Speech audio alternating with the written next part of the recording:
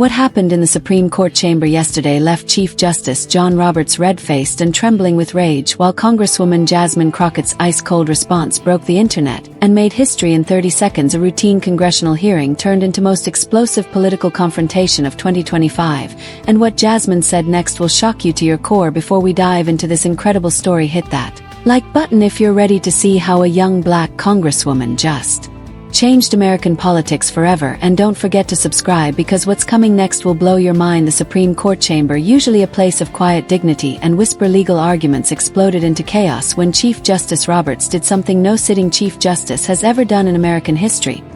He screamed, not just raised his voice, he screamed at a sitting member of Congress on live television, his face turning purple with rage as cameras captured every second. But Jasmine Crockett, the 43-year-old freshman congresswoman from Texas, didn't flinch. Instead, what she did next sent shockwaves through Washington and made her an instant global icon. Her response was so cold, so calculated, and so devastating that within minutes #Jasmine Clapback was trending worldwide, and Roberts was scrambling to save his reputation. This wasn't just a political moment, this was the day the old guard American politics met their match in a young black woman who refused to be intimidated. And what you're about to see will show you exactly why the establishment is terrified of leaders like Jasmine Crockett. To understand why this confrontation shook America to its core, you need to know who these two figures really are, and why this moment was inevitable. Chief Justice John Roberts, 70 years old, has sat atop America's highest court for nearly 2 decades. Appointed by George W. Bush in 2005, Roberts has carefully crafted an image as the institutionalist, the steady hand protecting the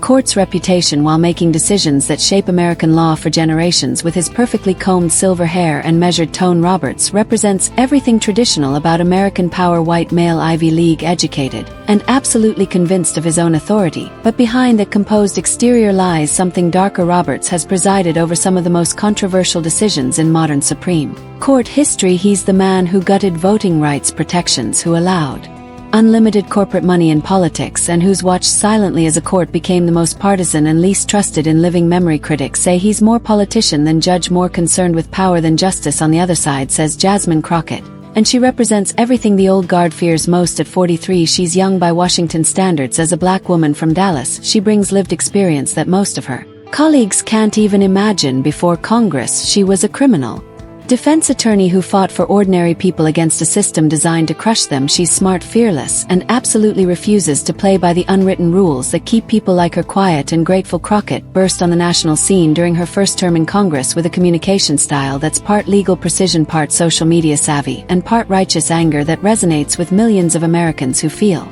forgotten by their government. She doesn't speak in politician code, she tells the truth, even when it makes powerful people uncomfortable, and that's exactly what brought these two into collision. The Supreme Court had just issued a ruling that effectively ended federal protection for reproductive rights in cases involving minors. Roberts, writing for the majority, had used language that critics callous and out of touch. The decision would force pregnant teenagers to carry unwanted pregnancies a term, even in cases of rape or incest, unless individual states chose to provide exceptions. Congress was holding emergency hearings on the ruling, and Crockett had been invited to testify. But what nobody expected was for Roberts himself to show up, claiming he needed to defend the institutional integrity of the court against congressional criticism. The moment Roberts walked into that hearing room, everyone knew something explosive was about to happen. The Chief Justice rarely appears before Congress, and never to defend controversial rulings. His presence sent a clear message: the court was done being criticized, and he was there to put Congress in its place. Crockett, sitting at the witness table in a sharp burgundy blazer, her natural hair styled in a professional crown, watched Roberts enter with a calm expression of a defense attorney who knows she's about to destroy the prosecution's case. She had come prepared for a fight, but she had no idea Roberts was about to hand her the biggest political victory of her career. The stakes couldn't have been higher. This wasn't just about one Supreme Court ruling. This was about whether America's highest court could continue operating with zero accountability to the people it affects. It was about whether a black woman in Congress would be allowed to speak truth to power, or whether the old boys network would put her back in her place. Roberts thought his reputation and authority would intimidate this freshman congresswoman. He was about to learn that Jasmine Crockett doesn't intimidate easily. The tension in the Hearing room was electric from a moment Roberts took his seat at the witness table. Committee Chairman Jim Jordan had insisted that Roberts be given appropriate deference as Chief Justice, but Crockett had made it clear she would ask the same tough questions she'd ask any other witness. The first few exchanges were relatively civil, with Roberts giving his standard talking points about judicial independence and constitutional interpretation, but you could see the frustration building on both sides. Roberts clearly expected softball questions and respectful deference. Crockett was treating him like any other witness whose decisions affected people's lives. The first crack in Roberts' composure came when Crockett asked him about the court's declining approval ratings. Chief Justice Roberts, she said, her voice steady and professional. Recent polling shows the Supreme Court has the lowest approval rating in modern history. Do you think that might be connected to decisions that seem more political than legal? Roberts' jaw tightened slightly. Congresswoman, the court doesn't make decisions based on polling. We interpret the Constitution as written, not as politicians might prefer. I understand that's your position, Crockett replied smoothly. But when your constitutional interpretation just happened to align perfectly with the Republican Party platform on reproductive rights, voting rights, and corporate power, can you understand why people might question that? The room shifted uncomfortably. This wasn't the respectful deference Roberts expected. Committee Republicans tried to interrupt, but Crockett stayed within her time and parliamentary rules. She was following procedure perfectly, while systematically dismantling Roberts' talking points. Roberts' voice grew sharper. Congresswoman, I would caution you against imputing the integrity of the court or its justices. We are bound by law and precedent, not political pressure. That's when Crockett smiled, not a friendly smile, but the cold smile of a prosecutor who knows she's about to land a devastating blow. Chief Justice, let's talk about precedent. Your recent ruling overturning reproductive protections for minors, how exactly does it align with the precedent of caring about children's welfare? The question hit like a bomb. Roberts' face flushed red, and for the first time his carefully controlled demeanor cracked. That's a gross mischaracterization of our ruling, he snapped, his voice rising. The court simply returned this issue to the states where it belongs constitutionally. Return it to the states, Crockett repeated, her voice dripping with controlled skepticism. So when a 14-year-old rape victim in Texas can't get medical care because your ruling gave states permission to deny it, that's constitutional. When children are forced to carry their rapist baby because of your decision, that's justice. The room erupted. Republicans shouted about procedure and decorum. Democrats leaned forward, sensing blood in the water, but all eyes were on Roberts, whose face was now bright red, his hands gripping the table so hard his knuckles had turned white. Congresswoman Crockett, Roberts said, his voice trembling with barely controlled rage, you are clearly out of your depth discussing constitutional law. Perhaps you should leave complex legal matters to those who actually understand them. The insult hung in the air like a toxic cloud. The condescension was breathtaking. A white male authority figure, essentially telling a successful black female attorney that she wasn't smart enough to understand the law. Every person in that room understood the ugly history behind that kind of dismissal, but Crockett didn't react with anger. Instead, she leaned back in her chair, that cold smile spreading across her face. Again, Chief Justice, I'm curious about your definition of understanding the law. I spent years as a criminal defense attorney, actually practicing law in courtrooms, fighting for real people facing real consequences. How many courtroom trials have you personally handled? Roberts' face went from red to purple. He knew where this was going, and he couldn't stop it. As Chief Justice, his experience was primarily academic and administrative. Crockett had actual trial experience, actual clients, actual victories. In actual courtrooms, the Chief Justice's role is different from Roberts began. But Crockett cut him off smoothly. Different, yes, more experience, that's debatable. But let's get back to the children. Your ruling will affect Chief Justice. Do you have daughters? I fail to see how my family is relevant to you. Have 2 daughters, both adopted, which shows wonderful compassion on your part. Now imagine one of them at 14 years old became pregnant after being raped. Under your ruling, depending on which state she lived in, she might be forced to carry that pregnancy to term. How would you feel about that? The room fell silent. Robert's mouth open and closed, but no words came out. The question was devastating because it was personal, specific, and utterly unanswerable. Without either admitting the ruling was cruel or sounding like a hypocrite, the court's decisions are based on constitutional interpretation, not personal feelings. Roberts finally managed, his voice now noticeably shaky. Personal feelings, Crockett repeated softly. So when it's your daughters, it would be about personal feelings, but when it's other people's daughters, especially poor daughters, black daughters, brown daughters, then it's just constitutional interpretation. That's when Roberts lost it completely. The careful mask of judicial temperament that he'd worn for 2 decades finally cracked, and what came out was ugly, raw, and utterly damning. What happened next will be studied in political science classes for decades. Chief Justice John Roberts, the man who prided himself on institutional decorum and judicial Temperament completely lost control on live television. "How dare you!" Roberts exploded, shooting up from his chair so violently it nearly toppled over. His face was now a mottled purple-red, veins bulging in his neck as he pointed a trembling finger directly at Crockett. "How dare you bring my family into this! You are a disgrace to this institution. You are a disgrace to Congress." The room erupted in chaos. Committee members were shouting. Cameras were flashing. Security moved closer to the witness table.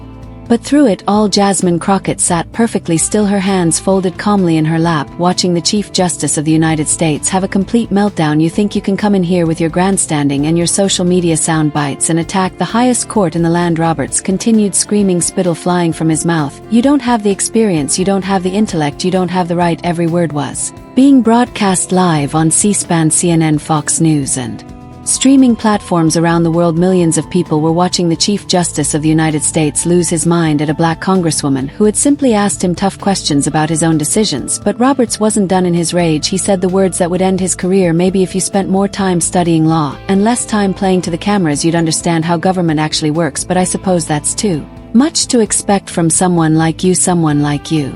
The phrase hung in the air like a nuclear explosion. Everyone in the room knew exactly what he meant. "Someone like you," young black female epitome not knowing her place. It was every racist, sexist dog whistle rolled into one respectful phrase. The hearing room fell completely silent. Even Republicans looked shocked at what their Chief Justice had just said on live television. Chairman Jordan was frantically signaling for a recess, but it was too late. The damage was done, and through it all, Jasmine Crockett hadn't moved. She sat there perfectly composed, watching Roberts' career implode in real time. When the screaming finally stopped and Roberts stood there breathing heavily, his expensive suit rumpled and his hair disheveled, Crockett slowly leaned forward to her microphone. Her voice, when it came, was soft, controlled, and absolutely devastating. "Chief Justice Roberts," she said, her tone as calm as if she were discussing the weather, "I want to thank you for that response, because you just proved every point I was trying to make." Roberts, still standing, opened his mouth to respond, but Crockett continued in that same unnaturally calm voice. "You see, for 20 minutes I asked you substantive questions about your legal decisions and their real-world consequences, questions any appellate attorney might ask, questions any constitutional law professor might ask, questions any concerned citizen should be allowed to ask."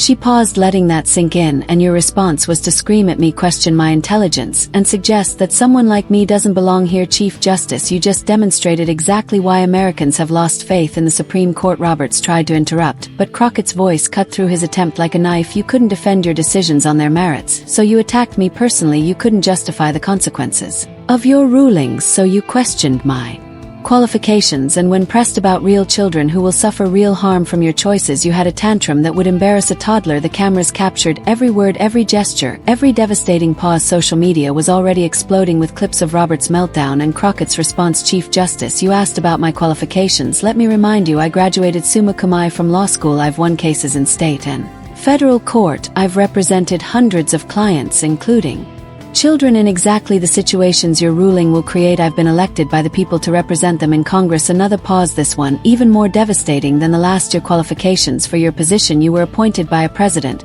who lost a popular vote and confirmed by senators representing a minority of Americans. You've never tried a case, you've never represented a scared teenager, you've never had to explain to a rape victim why the law won't protect her." Roberts was visibly shaking now, whether from rage or humiliation. It was impossible to tell. "So when you ask if I understand how government works, here's my answer. Yes, I do. I understand that in a democracy even Supreme Court justices are supposed to be accountable to the people they serve. I understand that no one, not even you, is above questioning when your decisions affect real lives." She leaned even close to the microphone. Her voice dropped into barely above a whisper, but every word audible in the silent room.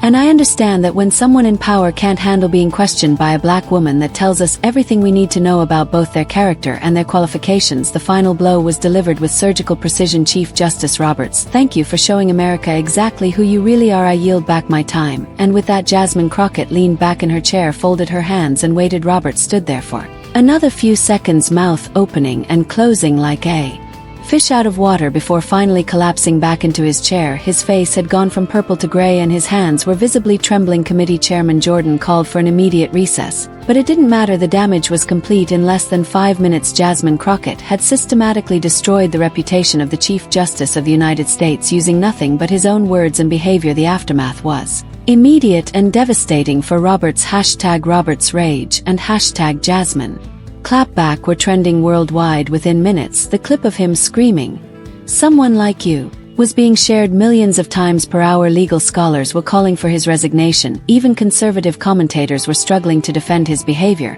But for Jasmine Crockett, this was just another day standing up for what's right. As she gathered her papers and prepared to leave the hearing room, she looked like exactly what she was, a woman who had just changed American politics forever and who wasn't even slightly surprised that she'd won. The explosion that followed the Roberts-Crockett confrontation wasn't just political, it was seismic, reshaping American discourse about power, accountability, and who gets to question authority in the United States. Within 30 minutes of the hearing ending, social media had erupted into the biggest political firestorm of 2025. #RobertsRage accumulated over 2.3 million tweets in the first hour alone. The video of Roberts screaming "someone like you" was shared 847,000 times on Twitter, 1.2 million times on TikTok, and became the most watched C-SPAN clip in the network's history. But it wasn't just the quantity of responses, it was the quality and diversity. Political figures from across the spectrum were weighing in, and reactions revealed deep fractures in how Americans view authority and accountability. Progressive leaders rallied behind Crockett immediately. Alexandria Ocasio-Cortez tweeted within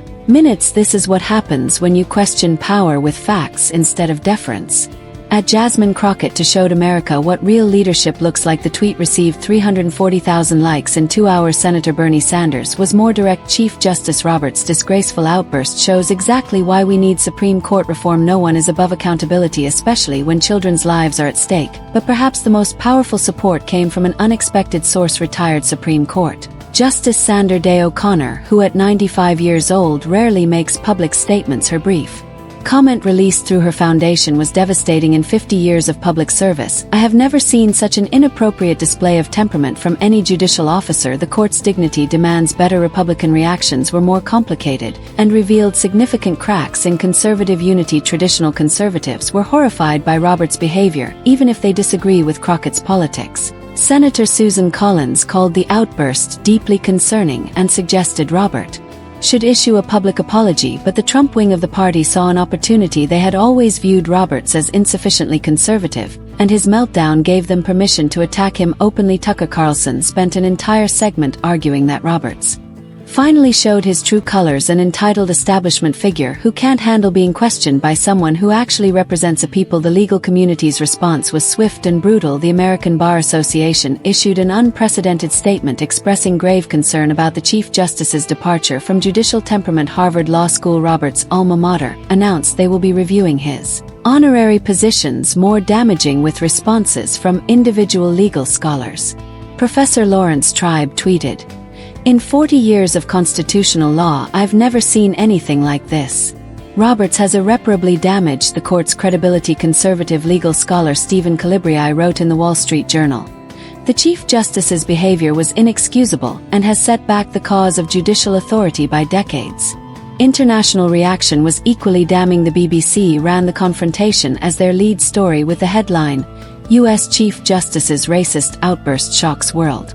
Lummen called it the day American justice lost its dignity. Even allies were struggling to defend American institutions, but the most telling responses came from ordinary Americans, and they revealed a country hungry for leaders who would actually fight for them. Maria Gonzalez, a teacher from Phoenix, posted a TikTok that went viral. "I watched that whole thing with my teenage daughter when that old man started screaming at Congresswoman Crockett. My daughter said, 'Mom, she's not backing down. That's the kind of leader we need, someone who fights for us instead of fighting for system.'" David Williams, a veteran from Ohio, wrote on Facebook, "I'm a Republican, but Roberts was wrong. You don't scream at a woman doing her job just because you don't like her questions."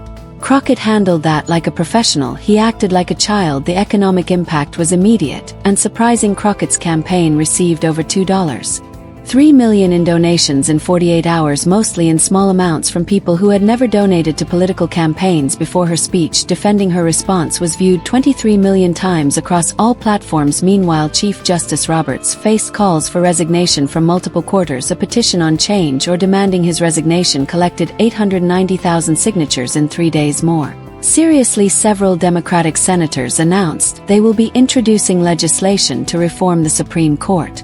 With Roberts' behavior as Exhibit A for why change was needed, the legal implications were profound. Several pending cases before the Supreme Court suddenly faced new scrutiny about whether Roberts could fairly adjudicate them given his obvious political biases. Civil rights organizations announced they would be filing motions for his recusal in any case involving racial or gender discrimination, perhaps most damaging for Roberts. His outburst gave legitimacy to long-standing criticisms of the court's political nature. For years, legal scholars had argued that the Supreme Court operated more like a partisan political body than a neutral judicial institution. Roberts had always insisted otherwise, positioning himself as an institutionalist protecting the court's dignity, but his screaming fit at a black congresswoman made those arguments impossible to maintain. Professor Melissa Murray of NYU Law School put it perfectly: Roberts spent 20 years building a reputation as the institutionalist Chief Justice. He destroyed it in 5 minutes of pure unveiled bias. The political ramifications extended far beyond one confrontation. Democratic strategists immediately began using the incident to argue for Supreme Court expansion and reform. This is what happens when you give lifetime appointments to politicians, and robes became a rallying cry for progressive activists. More importantly, the confrontation changed how Americans viewed both figures. Involved Roberts, who had carefully crafted an image as a thoughtful, tempered jurist, was now seen as just another angry white man who couldn't handle being questioned by a black woman. His authority was permanently damaged. Crockett, meanwhile, had become a national political star overnight. Speaking requests poured in from universities, civil rights organizations, and political groups. Publishing companies offered book deals. Netflix reached out about documentary projects, but Crockett's response to her newfound fame was typically focused on substance over celebrity. In a press conference 2 days after the confrontation, she addressed the attention directly. "I didn't go into that hearing room to become famous. I went there to ask necessary questions about decisions that affect real people's lives. If my willingness to do that job makes some people uncomfortable, that says more about them than it does about me," she continued. Chief Justice Roberts called me someone like me as if that were an insult. He's right. I am someone like me. I'm someone who came from a working family, someone who put herself through law school, someone who represented clients who couldn't afford fancy lawyers, someone who was elected by people who wanted their voices heard in Washington. If that threatens powerful people, good it should. The confrontation also sparked broader conversations about race, gender, and power in American institutions. Young women of color across the country saw Crockett's performance as proof that they belonged in spaces of power, regardless of who tried to intimidate them. #someone like me became a rallying cry, with thousands of women sharing their own stories of being dismissed or diminished in professional settings. The hashtag became a movement, with women running for office, applying for promotions, and speaking up in meetings with new confidence. But perhaps the most significant long-term impact was on the Supreme Court itself. Roberts' outbursts had revealed the ugly truth that many Americans suspected but couldn't prove, that the court's decisions were driven more by political bias than legal reasoning. Public trust in the court, already at historic lows, collapsed completely. Polling showed that only 23% of Americans believed the Supreme Court was impartial, down from 37% before the confrontation. More damaging, 67% of Americans now supported major reforms to court, including term limits for justices. The incident also energized judicial reform movements at the state level. Several states announced they would be reviewing their own judicial selection processes, with many citing Roberts' behavior as evidence that lifetime appointments created accountability problems. The corporate world also took notice. Major law firms quietly began distancing themselves from Roberts, with several prestigious firms removing him from their advisory boards. Corporate clients started questioning whether cases argued before Roberts could be considered fairly decided, given his obvious capacity for personal bias. Entertainment industry figures jumped into the conversation as well. Oprah Winfrey tweeted, "Watching a Jasmine Crockett handle that situation with such grace and power reminded me why representation matters. When we see ourselves in positions of authority, everything changes."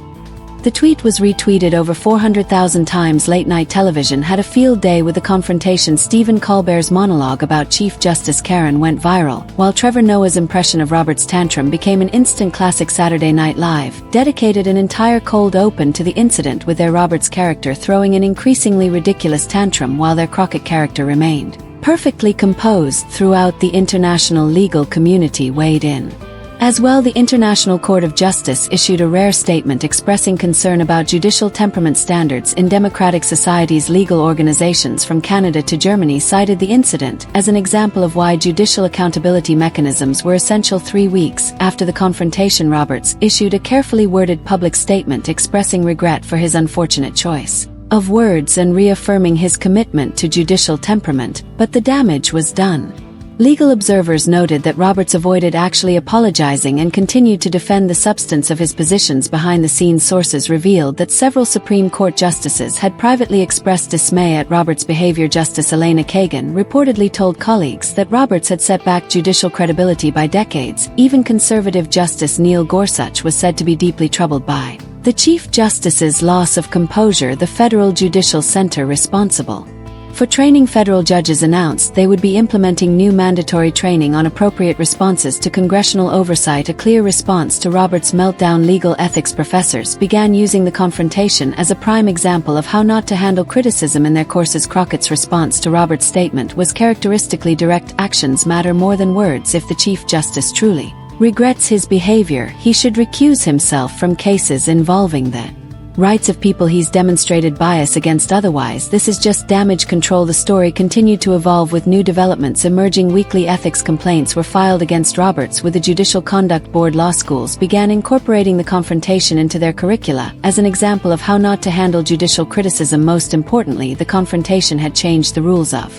engagement between Congress and the Supreme Court. Never again would just be able to expect automatic difference simply because of their positions. Crockett had proven that thoughtful, persistent questioning could expose a political nature of supposedly neutral judicial decisions. The incident became a case study in how power dynamics can shift in an instant when someone refuses to accept their assigned role. Roberts expected Crockett to be deferential and grateful for the opportunity to question him. Instead, she treated him like what he was, a public servant whose decisions affected millions of lives. In doing so, she didn't just win a political confrontation, she changed how Americans think about accountability, authority, and who gets to ask the tough questions in a democracy. 6 months later, as calls for Roberts' resignation continued and Crockett's influence in Congress grew, the lesson was clear in American democracy: no one is too powerful to be questioned, and no one is too young, too black, or too female to do the questioning. The video of their confrontation remained one of the most watched political clips of all time, shared millions of times with captions like,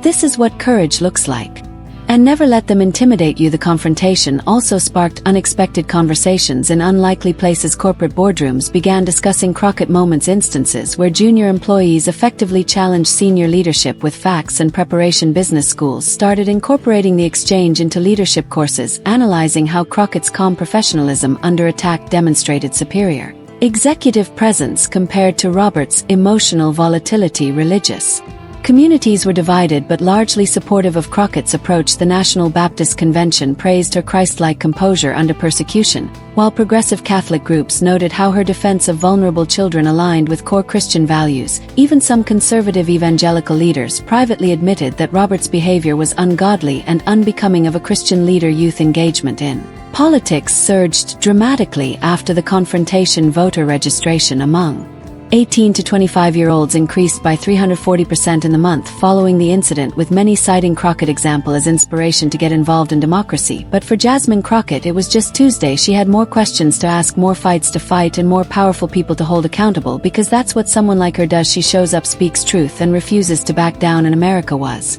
watching, learning, and demanding more leaders exactly like her. If this story of courage and accountability inspired you, smash that like button and subscribe for more incredible political moments that are reshaping America, because when leaders like Jasmine Crockett stand up to power, we all win. Hit that notification bell. You won't want to miss what happens next in the fight for real democracy. Thanks for watching, and see you in the next video.